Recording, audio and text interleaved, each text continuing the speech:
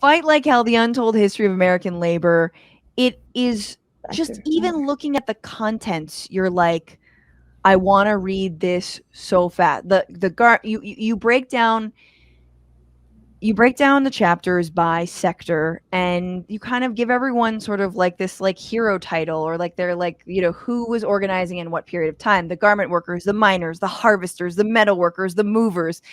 Out of all those chapters, which was the chapter that you had the most fun writing, that you were like, this one slaps? I think one of the ones that was the most satisfying, at least, was also the hardest. It took me the longest, the chapter called The Prisoners on Incarcerated Workers. Because, first of all, like, some of the people I interviewed, I couldn't just, like, text them, because they're in prison.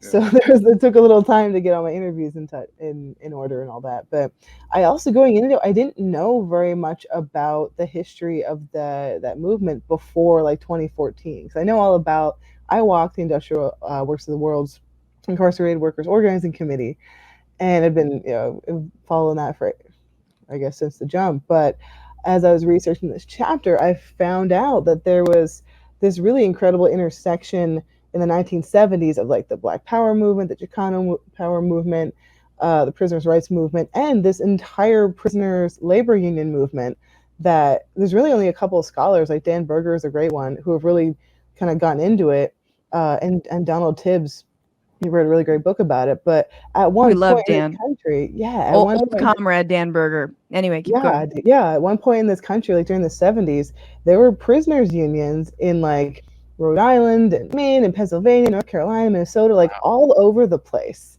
And there's actually a quote in Donald Tibbs' book, Black Power to Prison Power, The Making of Jones versus North Carolina Prisoners Labor Union.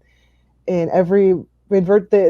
are chapters in virtually every prison where there was a union. Like 90% of the people wanted to be involved. Wow. And this was really just, there was so much momentum there. There's so much happening there. And the government was like, wait, we can't be having that. And in 1977, the Supreme Court decision called Jones versus North Carolina Prisoners Labor Union basically removed these incarcerated workers' rights as workers by saying people in prison do not have the right to organize or join a labor union. Damn. They just like cut that off at the knees, or like, oh, you thought you were people. Right. No, we can't be having that. And that really kind of threw a wrench in the gears with that whole movement. It didn't end prisoners' labor union organizing with behind the walls, but it definitely hurt it, because like they were really doing some incredible things there. And then the government was like, oh, no. Right. We can't. Yeah. But all those guys who decided that really like Johnny Cash. yeah, coming out of North Carolina, like I'm sure there are a lot of good old boys who thought they were rebels. Mm-hmm. Like, that's crazy. And did you follow that up until today, or a little bit, or that's just sort of like it was? I mean, I think a lot of labor organizing was quashed in like the 70s, right? That was kind of that was the move, especially when, Reagan came into power later, but like that, the sort of backlash started then. I guess, a lot of movements were crushed in the 70s, right? Yeah, a lot of movements were crushed. That's kind of the theme of the 70s. Great time for music, bad time for social movements. We all agree.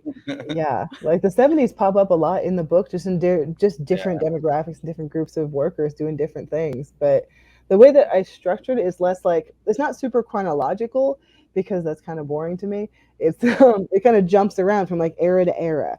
And it ended on, actually, one of my best friends was in Rikers while I was writing the book, and he helped organize a strike early on in the COVID pandemic, when they were like, him and his bunkmates weren't getting soap or masks or any of the things you need to survive. Rikers is insane, man. Yeah. Like he made it out, but like he knew guys in there that were like working as grave diggers for COVID victims with no PPE. Like, it was fucking gnarly. What could go wrong? That's insane. Grave digger. I know. Wrong? No, that's, oh my God. Like, yes. And over here in California, we send them to fight fires. And of course, when they get out, not able to become firefighters. Right. Not able. Yeah, I think there's some legislation potentially in the works to address that, or maybe like some half-assed kind of thing. Yes. I think because like the governor got shamed so hard about it. Yes. But Yeah. I don't know where that's at. It's Hopefully. California. At most, it'll be 1/4 ass. It won't even be half. Yeah. We'll give 25% ass. Newsom will do it right before he tries to once again get reelected. Right. Because all the other but then he'll get recalled again and we'll have to fucking fight for him again. I hate this state. Anyway, Yep. What's going on, Frantifa? If you haven't already, subscribe to this channel right now. Hit that button. And also, you can become a patron and support the show every single week. Get access to bonus episodes and exclusive merchandise. Patreon.com/bitchuation room. Do